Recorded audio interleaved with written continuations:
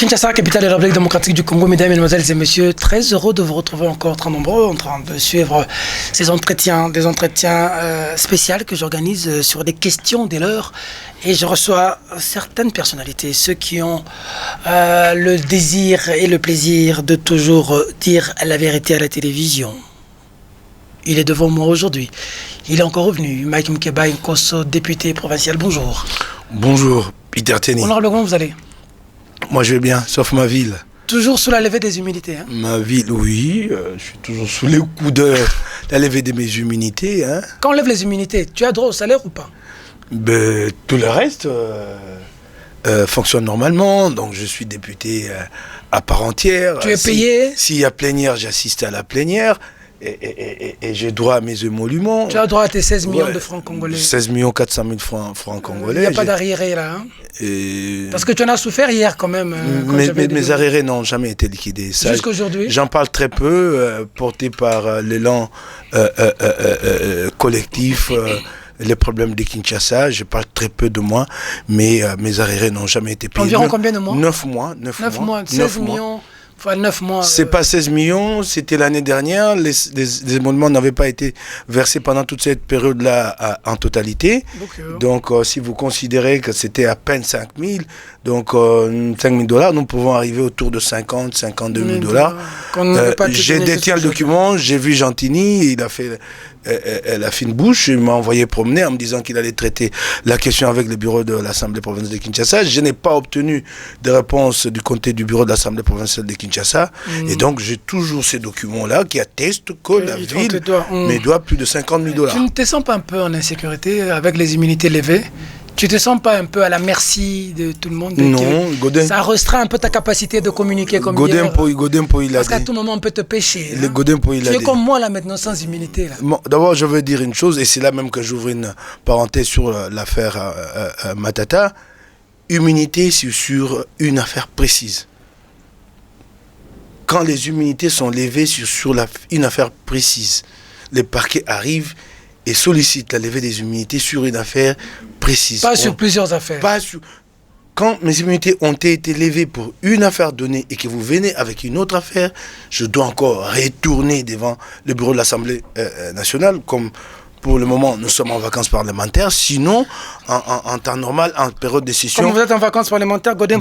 Sinon, en période de session... Sinon, en période de session devant la plénière. Donc, Matata, ayant été poursuivi, ses immunités et ont été levées sur l'affaire Zarianisation, et que de ces côtés-là, le parquet n'a pas eu de charges à mettre sur ses épaules, il est hors de question, en tout cas hors de question, pour autre chose, hein. Sur le plan du droit, comme d'ailleurs le défend si bien Jean-Claude Katende, sur le plan du droit. Ça, c'est la solidarité parlementaire, hein, parce que vous êtes non, ce n'est pas la solidarité parlementaire, c'est une question de principe. C'est moi-même que toi aussi, qu'on suscite notre dossier comme moi-même, j'en ai été victime quand j'avais été arrêté en 2019. J'avais été poursuivi par un certain Moana, je ne sais pas encore comment il s'appelle. Et pendant que j'étais en prison, une autre affaire a atterri, celle de Molendo. Et j'ai été poursuivi pour les deux affaires à la fois.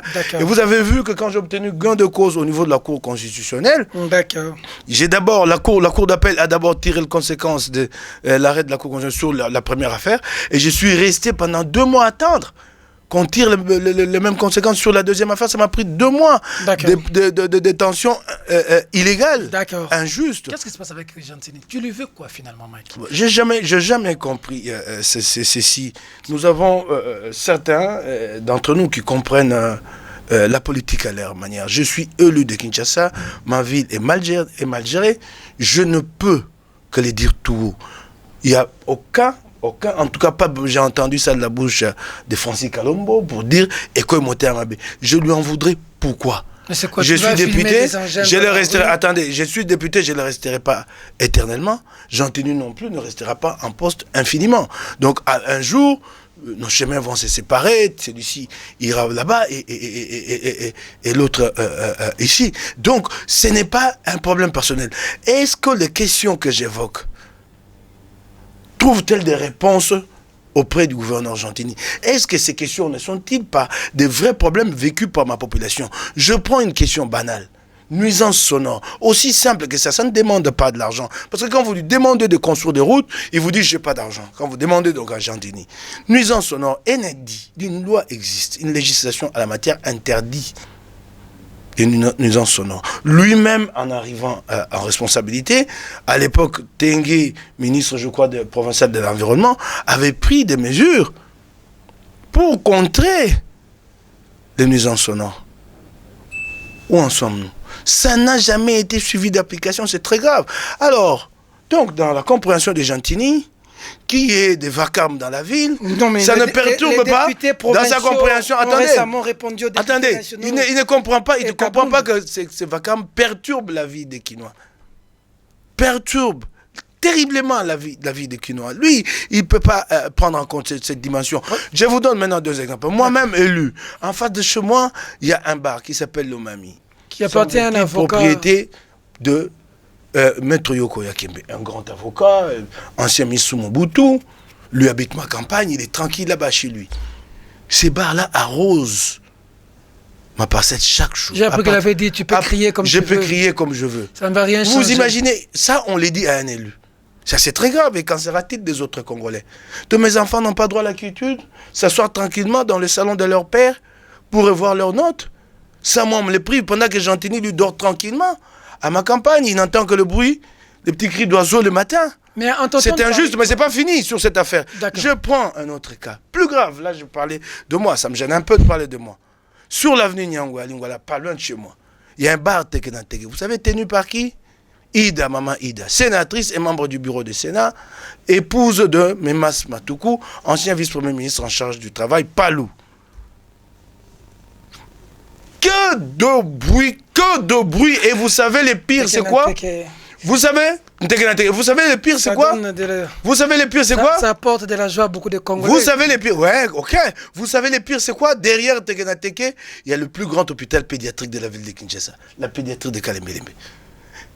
Et ça, Gentilly, lui, ça ne meut pas. J'aurais beau le répéter ici et là, ces enfants qui sont là malades, et qu'on met dans des conditions de ne pas pouvoir être tranquille, Gentilly ça n'aime pas. Que je le dise, j'ai des problèmes personnels avec lui.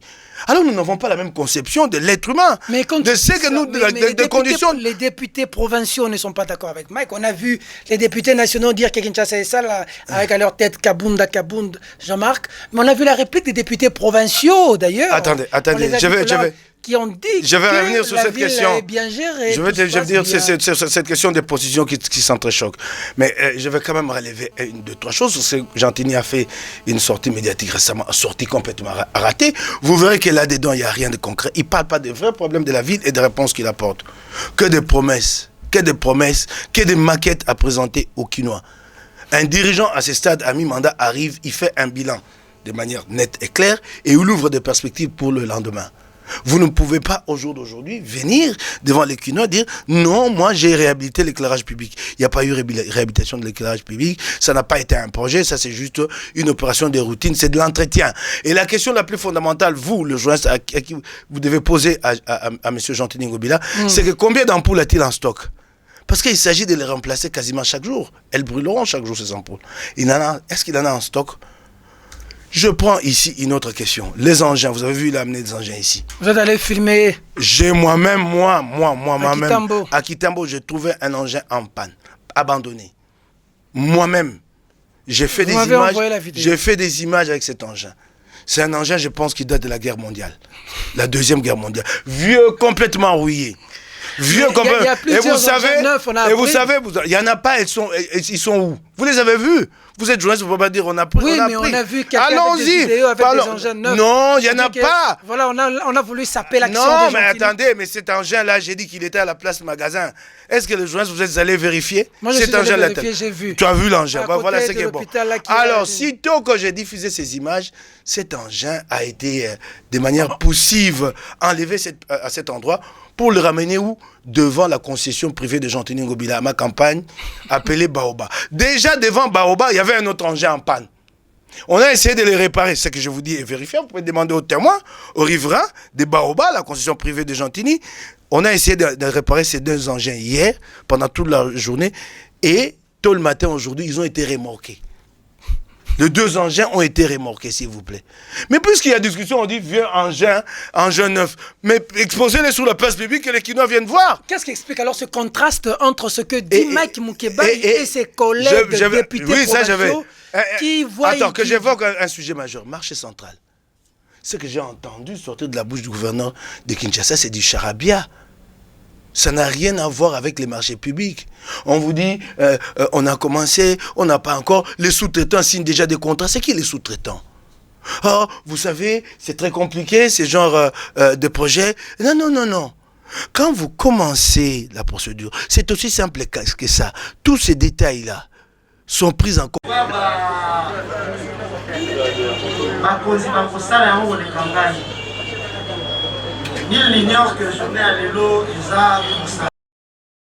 Vous maintenant, vous présentez ça. C'est l'offre, c'est ça l'offre que vous faites. Attends, aux différents souscripteurs. Vous faites l'offre, c'est lui qui répond avec les meilleurs prix, c'est celui que vous prenez. Donc ça signifie quand il répond, c'est qu'il a trouvé que ce que vous posez comme condition, ce que sera le projet, il est en mesure de répondre. Ce n'est pas que vous y allez, vous commencez sous-traitants. C'est quoi les sous-traitants qui interviennent ainsi de suite? Ça, c'est que j'ai rien compris à tout ça. Et puis pire, ça fait combien de temps que ce marché fait l'objet d'une controverse dans la ville? Qui l'est fermé?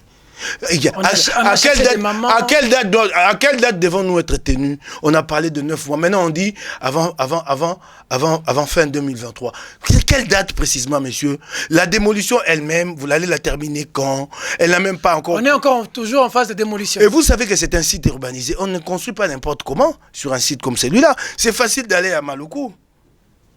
C'est comme si vous allez défricher un champ où jamais on a planté sur cette terre-là. Mais ici, c'est un site urbanisé. Site urbanisé, ça signifie, dans le sous-sol, là, vous avez les câbles SNEL, vous avez les tuyaux Régideso, vous avez des égouts, vous avez des collecteurs, vous avez les câbles OCPT, peut-être fibre optique. Il faut voir tout ça et comment contourner, comment déplacer. Tous ces réseaux-là, tous ces faisceaux. On n'a pas vu tout ça. Ça n'a pas étudié. Où l'étude a été menée où? Et quand il dit qu'on est en train de signer déjà entre des sous-traitants, les contrats sont où? Nous, à l'Assemblée provinciale, la dernière session, nous avons demandé le contrat. Et à ce jour, le contrat ne nous a pas été présenté. Mais vous posez maintenant la question qui sur les contradictions. Mais normal qu'il y ait des pro-Gentini. Ils sont libres de l'être. Des pro-Gentini, des députés provinciaux. Ils sont tous membres d'un groupe qui est majoritaire à l'Assemblée provinciale de Kinshasa, appelé Dynamique Ngobila. Je vais vous dire même ce qui est grave. C'est qu'un jour, j'ai vu une photo, je ne dirais pas qui me l'a exhibée, une photo avec les membres de Dynamique Ngobila, tous députés qu'ils sont, chemise blanche, effigie de Ngobila là, écrit Dingon. Dynamique Ngobila. Vous vous imaginez? Ah bon? Loyauté à Ngobila. Vous vous imaginez? Ils sont libres d'être membres. Pas loyauté au peuple quinois. Non, mais ils sont libres d'être membres. Ils s'appellent ainsi. Dynamique Ngobila, ils sont libres de l'être. Moi, j'ai... Mais s'ils croient à l'action de Ngobila. Oui, tant mieux, je le leur concède. Moi, je constate que ma ville est mal gérée. Je prends position, je donne tout mon soutien. C'est pas seulement moi, Moukébaï, mais tous mes collègues de l'Union Sacrée. C'est vrai que nous sommes une minorité d'à peine une dizaine. Tous de l'Union Sacrée, hein, même Ngobila est dedans. Nous allons revenir là-dessus si vous voulez. Attendez, nous allons revenir. Faut pas dire tous mes collègues comme si nous allons revenir là-dessus si vous voulez. Alors, donc, avec tous mes collègues de l'Union Sacrée, nous avons dit, ok, nous appuyons la position du président Jean-Marc Kabound. Nous vivons tous à Kinshasa. Ah bon? Il s'agit des évidences. Ah bon? Ce n'est pas quelque chose que Kabound invente dans son esprit. Kinshasa sent mauvais, Kinshasa n'est pas géré au niveau des recettes. Mike, oui, mais réfléchissez ensemble. L'Assemblée nationale, c'est l'autorité budgétaire. Combien remettent-ils par rétrocession à la ville de Kinshasa? Je vous dis, d'accord avec vous. Cette position, sur cette question, j'appuie Ngobila. Je reste très objectif. Voilà. J'appuie Ngobila. Nous attendons du gouvernement central la rétrocession.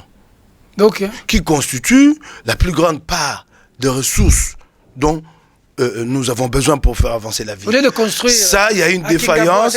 Ça, il y a une défaillance. Ça, il y a une défaillance de la part du gouvernement central. Ça, je le reconnais. D'accord. Et je partage ces soucis-là avec Ngobila. Mais pour le reste, quels efforts a-t-il fourni lui-même pour augmenter les recettes? Ici, nous sommes dans la culture de la cueillette. Vous arrivez, vous trouvez les recettes, vous vous contentez de celles-là. Et d'ailleurs, vous les gérez très très mal. C'est cela le grand problème. Il y a lieu, comme le chef de l'État l'a réalisé au niveau national, de pouvoir pousser booster et atteindre un certain accroissement des recettes. J'ai discuté avec plusieurs experts. Comment voulez-vous que la ville avance quand vous avez des taux de réalisation, Kinshasa vit essentiellement de ses taxes et ses impôts, quand vous avez des taux de réalisation des taxes et impôts à moins de 10%, vous êtes arrivé en 2019, vous avez trouvé les taux de réalisation de la taxe vignette à moins de 10%, et aujourd'hui, vous n'avez même pas atteint la barre des 10%. Et vous faites quoi à la tête de la ville? Que vous plaindre? C'est ça la grande question.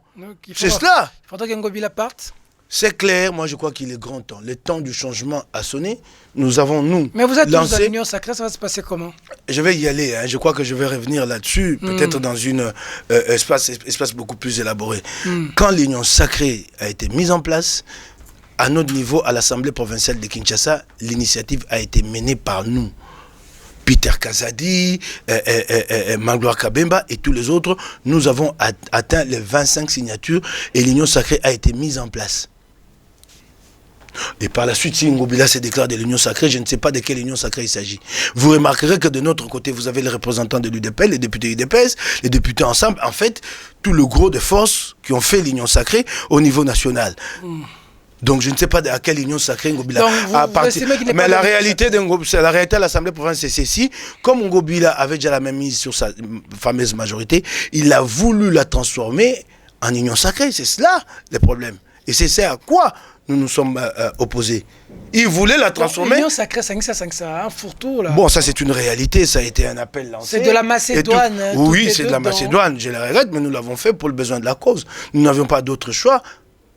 Dans cette voie que nous avions ouverte, dans cette voie pour laquelle nous nous étions battus des années, pour mettre Kabila de côté, la seule fenêtre qui s'offrait à nous, c'était celle-là. Nous l'avons fait pour l'histoire. Nous nous assumons.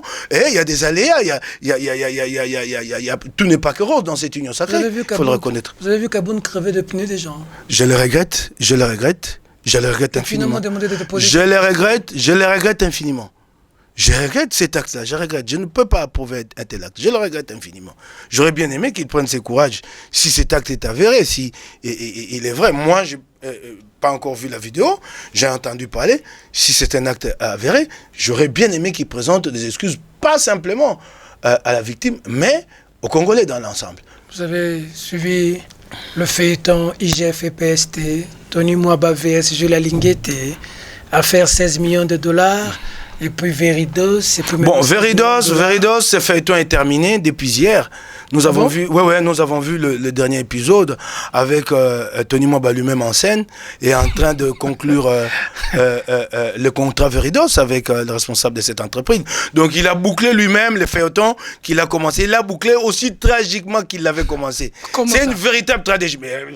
C'est un mélodrame. Il a crié Veridos, Veridos, Veridos. Les amis d'Alinguete. Oui, mais les amis d'Alinguete. Et puis tragique, c'est vraiment un mélodrame. C'est regrettable de la part des responsables de notre pays, un ministre. Mais alors la question là, de 16 millions, TENAFEP, mettons-nous quand même d'accord. 31 milliards de francs congolais, vous voulez les sortir, les amener mano à mano d'ici à toutes les destinations, à une multitude de destinations. Commencez d'abord par nous tracer tous les routings de cet argent. Il va quitter Kinshasa avec combien de convoyeurs? Il arrive à Kananga. À partir de là, il faut encore de nouveaux convoyeurs pour aller dans les fins fonds du Kasaï. Un peu partout comme ça. C'est combien d'hommes en fait? Là, cet argent-là va transcender combien d'individus? Êtes-vous sûr qu'il arrivera à la destination? Mais il y a une loi qui dit clairement que pas 10 000 $ de plus sur le voyageur. Vous voulez transporter ou faire transporter 31 milliards. On vous dit non, il y a des instructions strictes du chef de l'État au niveau du gouvernement, que tout doit être tracé.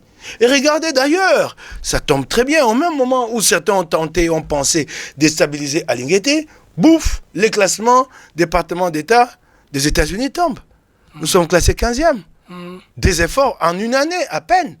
15e avec une mention progrès satisfaisant. Et ça, c'est le travail d'Alinguete. Ça nous fait revenir sur la scène internationale. On est fiers aujourd'hui. Oui, on est fiers d'être Congolais à l'étranger, d'être Congolais à l'Assemblée générale du FMI ou de la Banque mondiale. Ça, c'est formidable, ça. Et c'est à peine en une année. Et ce n'est pas que ce qui est écrit noir sur blanc sur du papier. On dira que ça n'apporte rien au pays. Mais non, il y a du concret.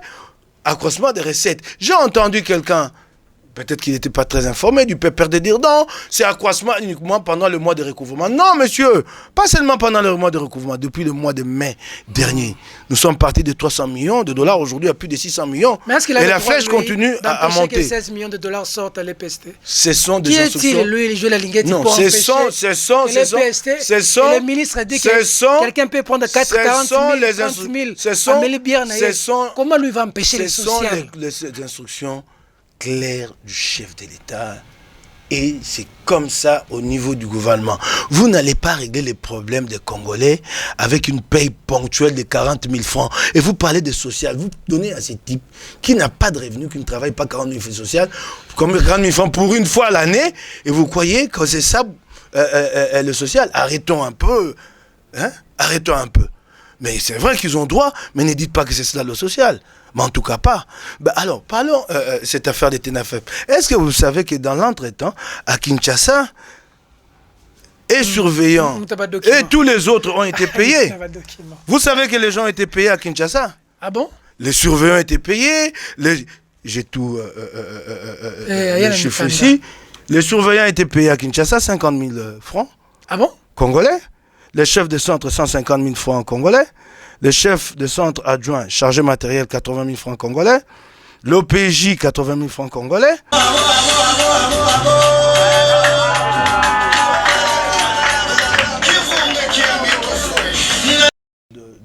Du protocole, de la cuisine, tout ça, 30 000 francs.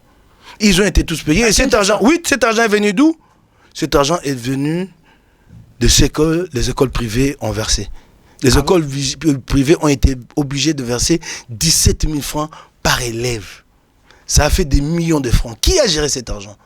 Tony Mwaba peut nous donner l'explication? Ça, c'est un dossier pour l'IGF. Hein? Ça, il peut nous donner l'explication? Alors, quand on demande les 31 milliards, dans les 31 milliards, Kinshasa va être payé ou pas? Une seconde fois ou pas? Parce que si on paye, c'est qu'on paye deux fois Kinshasa. Là-dedans, Kinshasa... Mais ça, c'est grave quand même. Mais je vous l'ai dit. Il y a des gens qui ont déjà été payés à Kinshasa. Payés à Kinshasa. Mais je vous l'ai dit. Et c'est pas seulement ça. On n'y comprend rien. Jean-Tini Ngobila, sur base d'un arrêté, a instauré là, demandé aux écoles de payer ce qu'il appelle frais de bibliothèque. Frais de bibliothèque, il y a des écoles qui ont payé, j'ai les documents là. Il y a des écoles, regardez, c'est que les écoles ont payé, des écoles qui ont payé 6 millions de francs congolais, 2 millions de francs congolais, des écoles ont payé cet argent, frais de bibliothèque. Mais nous ne savons pas à quoi sert cet argent. Mais ce qui est grave, c'est là les liens avec TENAFEP, cet argent est versé à la FBN Bank, sa représentation qui est au niveau du rond-point au cours militaire, cet argent est versé dans un compte intitulé, vous lisez les bordereaux? Compte intitulé TENAFEP. Pouvons-nous avoir une explication de Ngobila et de Charles Moutamontou qui a fait ce travail, l'un de ses ministres, et de Tony Mwaba? Pas de réponse. Je pose la question depuis 4-5 jours. Pas de réponse. Authentique. Mais le bordereau est là? FBN Bank compte TENAFEP. Voilà. Pouvez nous répondre à cette question? L'argent, il y a l'argent dans ces comptes. Oui, oui. Compte intitulé TENAFEP. Et Tony Mwaba ne me dira pas qu'il n'est pas au courant. Dans tous les deux cas, il est coupable, il est au courant. Donc, il est impliqué, il n'est pas au courant, c'est de l'irresponsabilité, il est à sanctionner dans tous les deux cas. Pourquoi cette affaire a fait jaser pendant qu'on a vu l'IGF être applaudi par tout le monde ici, quand l'IGF traquait Matata, Bakonga? Pourquoi quand on traque depuis un ministre de l'UDPS, l'IGF va se voir tirer à boulet rouge? Ça n'explique pas de quoi. Non. C'est pas la première fois que l'IGF est la cible des attaques injustifiées. Et non seulement injustifiées, mais des attaques très méchantes. C'est qu'en fait, en réalité, au jour d'aujourd'hui, tous ceux qui sont dans l'autre camp, quand je parle dans l'autre camp, je ne parle pas du FCC. Mais ceux qui avaient voulu ou qui veulent que ces systèmes se maintiennent, se pérennisent, tous sont à mettre dans le paquet ennemi, pas adversaire, ennemi. Donc pour eux, Jules Alingueti est l'homme à abattre. Vous avez d'abord ce groupe-là. Mais vous avez le groupe de ceux qui ne veulent pas que Félix obtienne un bilan positif en 2023. C'est là aussi, se disent que c'est l'IGF qui fait la grande partie de ce que Félix présentera comme bilan en 2023. Alors vous avez quelques milliers d'individus, j'ai dit bien milliers, pas plus, qui alors se mettent ensemble et disent c'était l'occasion de déstabiliser. On l'a eu. On l'a eu pour une fois sur Veridos. On l'a cherché pendant longtemps. Ah, on l'a présenté comme l'Immaculée Vierge Marie. Nous l'avons eu. Et pourtant, moi, j'ai toujours dit, ceux qui cherchent Alinguetti sur ces terrains-là ne l'auront pas. La chute d'Alinguetti ne pourrait provenir que de lui-même. Or, c'est un homme intègre que j'ai pratiqué, que j'ai connu. Ne l'attendez pas de ce côté-là, il a une ligne. 5 minutes pour finir. Deux petits dossiers pour terminer. D'abord, le dossier Moïse Katumbi, Félix Tshisekedi, dernière sortie médiatique de chairman Moïse Katumbi, président de ton parti politique, hein, parce que tu es aussi un tout petit peu tiraillé là, écarquillé. Ça c'est vrai, ça c'est vrai. Félix Tshisekedi et Moïse Katumbi, parce qu'on essaie plus à un moment donné comprendre exactement. Mais Mike est en train de souffler les cheveux de froid. Non, je ne souffle pas les cheveux de froid. C'est ce que l'opinion dit. Non, je peux répondre. Je ne souffle pas les cheveux de froid. J'ai ma loyauté. On ne peut pas servir de chef à la fois. J'ai ma loyauté.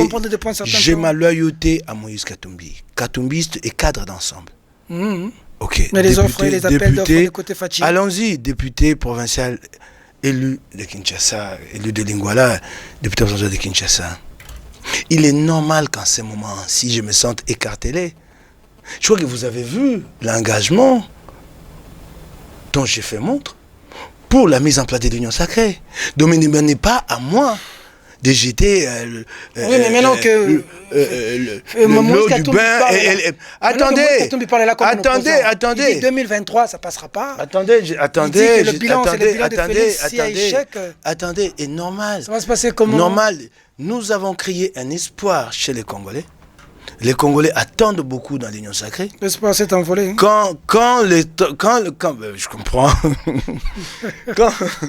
Quand l'Union sacrée connaît des moments de turbulence, il est normal que j'en souffre, que je me sente écartelé. Laisse-moi avancer. Vas-y. Que je me sente écartelé, il est normal. Tenant compte du combat que j'ai mené et de ce que j'ai en tête, de la perspective que moi je m'étais ouverte en me disant, c'est ça la voie pour les 2-3 années à venir. Mais qu'est-ce qui se passe en réalité? C'est une première expérience que nous vivons, elle est très difficile. D'accord. Kabila a, lui, de son côté, eu une chance historique, c'est qu'il est arrivé au pouvoir et ensuite il a créé sa coalition. Donc il a recruté des employés qui lui obéissaient au doigt et à l'œil. Et c'est comme ça que pendant les 2 mandats, c'était tranquille chez Kabila. C'était pas aussi agité que chez nous.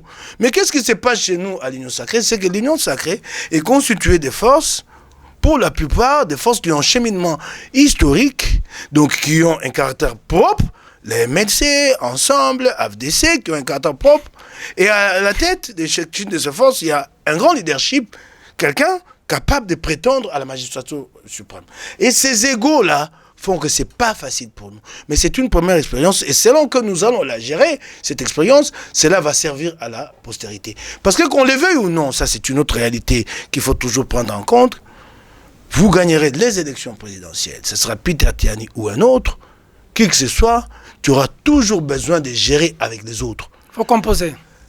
Tel que le Congo se présente, plus de 2 millions de kilomètres carrés, notre système électoral, il est inespéré. On ne peut pas penser qu'un jour, quelqu'un obtienne à lui seul 251 sièges. Donc nous aurons besoin de l'UDPS aujourd'hui ou demain, tout autant que l'UDPS aura besoin d'ensemble. Oui, mais si vous avez des adversaires. Et demain, moi j'ai cette réalité en tête. Vous avez des adversaires. Je vous dis que Félix par la force des choses... Il sera candidat en 2023. Libre. Moïse Katumbi a la posture d'un candidat. Mais c'est cela, c'est cela. Attendez. Ça va se fonctionner comment? Attendez, mais c'est à cette compréhension que nous voulons arriver. On l'appelle déjà le prochain. Attendez. Nous voulons arriver à cette compréhension pour que ça serve de repère aux générations futures. Comment être dans une coalition ensemble, mais laisser les uns et les autres exprimer leurs ambitions. C'est cela, l'intelligence que nous devons trouver. Ouais. Entre Moïse Katumbi et Félix Tshisekedi en 2023, qui ici dirige le Congo, les choses pourront changer définitivement? Je ne peux pas répondre à cette question parce que nous sommes aujourd'hui au sein d'une coalition. Mais des deux. Je ne peux pas répondre. Je ne peux pas. Je ne peux pas répondre. Qui je peux choisir? Non, je ne peux pas répondre. Parce que tu es cartelé. Attendez, non, je suis. Non, c'est pas parce que je suis écartelé. Non. J'ai un objectif à moyen terme, peut-être même à court terme, à accomplir avec l'Union sacrée et à sa tête Félix Tshisekedi, à savoir un bilan en 2023. Je serai comptable, moi, en 2023. Et vous voulez que je présente quel bilan? Si ce n'est pas le bilan de l'Union Sacrée, je vais travailler avec quel groupe? Alors, si c'est le cas, que ce soit clair que je suis dans l'opposition, que ce soit clair. Alors, puisque je travaille pour ces court ou moyen terme qui est là, ne me posez pas de questions sur des choses à déterminer dans les 3 années, dans les 2 années à venir. Vous allez être avec Félix ou avec... Je suis katumbiste. Je suis dans Ensemble. Vous savez que j'ai une émission ici qui s'appelle Devoir de mémoire. Hein? Oui, je sais. Okay, je suis katumbiste, je suis cadre d'Ensemble. Okay. Ben, j'ai l'impression que oui, pour vivre... Par rapport à un certain nombre de personnes, Mike est devenu un tout petit peu ambigu. Attendez.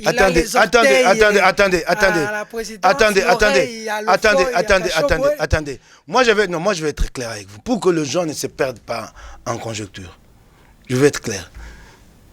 Il y a une situation très complexe au sein de l'Union Sacrée entre mon chef et les chefs de l'État. Okay. Et les points de vue divergent. Okay. Il y en a qui sont vent debout, qui disent nous rompons. C'est la rupture aujourd'hui et maintenant. Il y en a d'autres qui disent la rupture pas aujourd'hui, mais à telle période.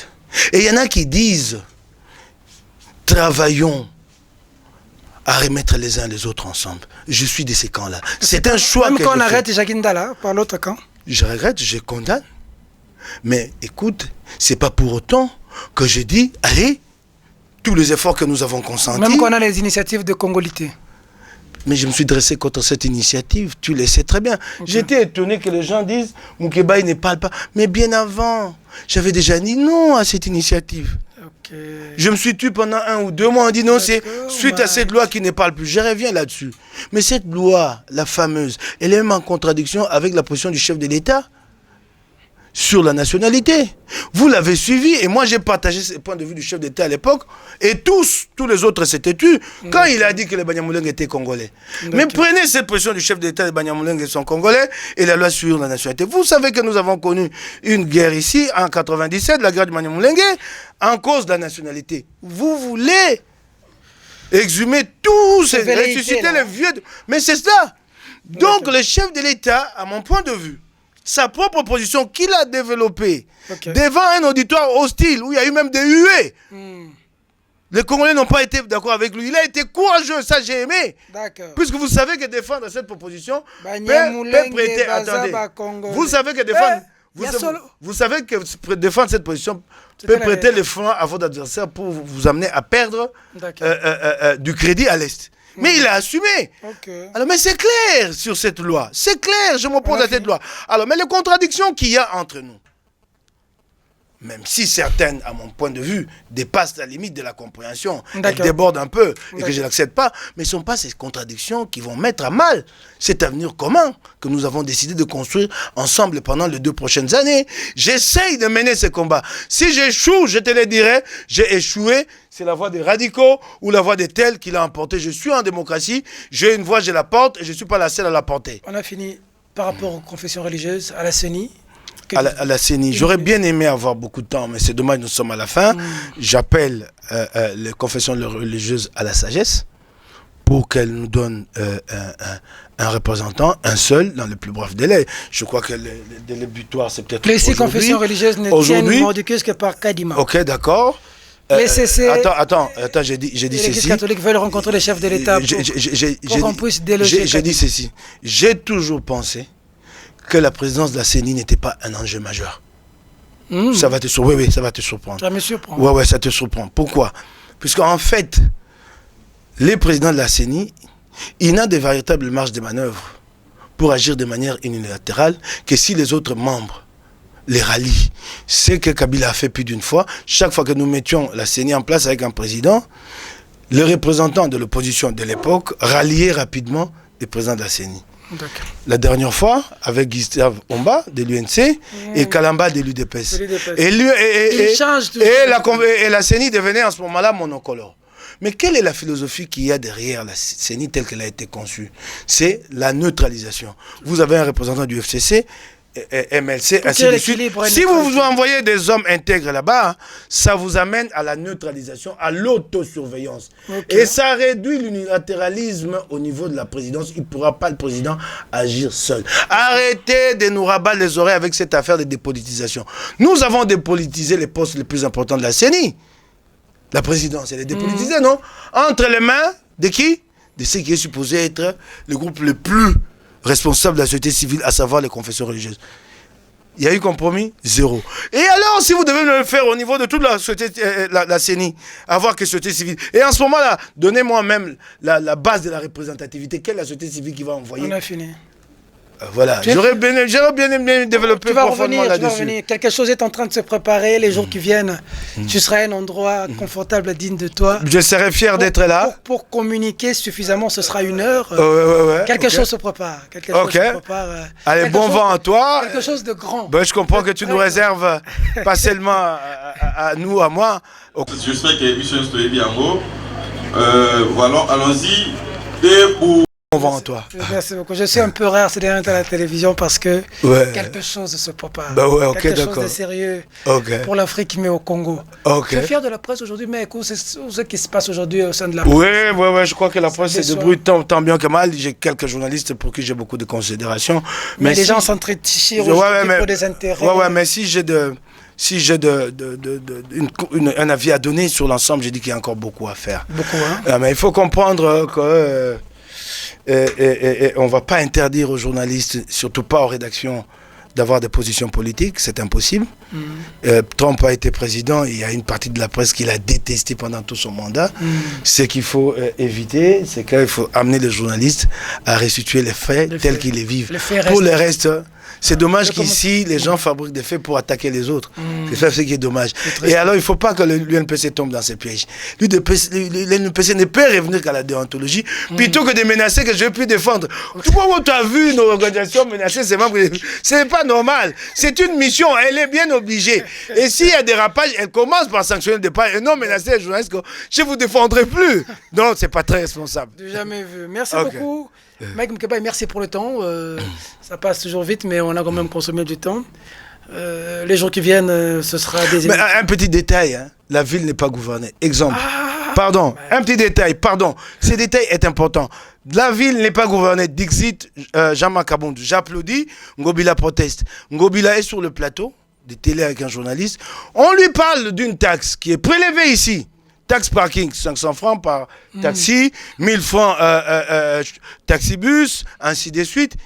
Il dit, j'ai jamais entendu parler. Il dit, il n'est pas au courant. Il n'est pas au courant. Cette taxe est prélevée depuis plusieurs mois. Et elle fait l'objet d'une controverse grave, puisque Mboko Sokian à la charge avait dit qu'il s'agit d'une taxe pour la construction des parkings. Et les parkings n'ont jamais été construits. Mais Ngobi a dit qu'il n'est pas au courant. Il n'est pas le seul à ne pas être au courant. Qu'il n'est pas au courant. Plusieurs fois, le chef de l'État n'a pas été au courant de beaucoup de choses. Hein. Il a dit lui-même. Hein. Au moins, le chef d'État vous dit que sur tel fait, je n'ai pas été au courant. Comme Ngobila aussi. Hein. Attendons, allons-y, il l'a dit. Donc, il n'y a rien de nouveau. De ne pas être au courant. Non.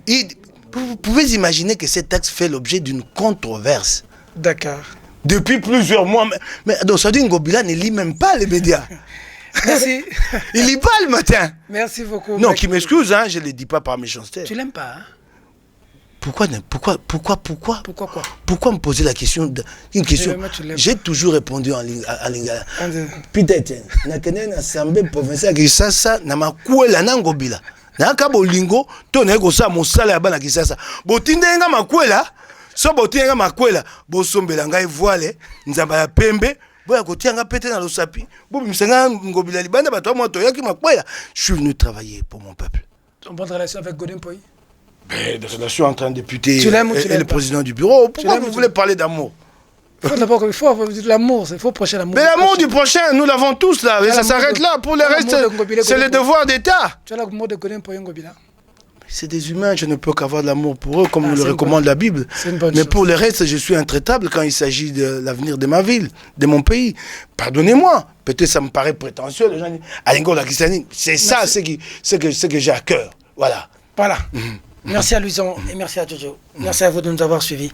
Retenez et gardez ça en tête, qu'une très grande chose est en train de se préparer. Des bonnes choses pour vous, du jamais vu au Congo. Trêve de parlotte, poussez facilement, poussez calmement comme dans la forêt. Ne jamais regretter. Ne jamais regretter qu'une forêt soit dévastée, parce que la génération qui peut venir peut être mieux que la génération précédente. Et donc l'avenir est le domaine des dieux. Vous serez suffisamment servis bientôt. Mesdames, Mesdemoiselles et Messieurs, cette émission est terminée. Au revoir.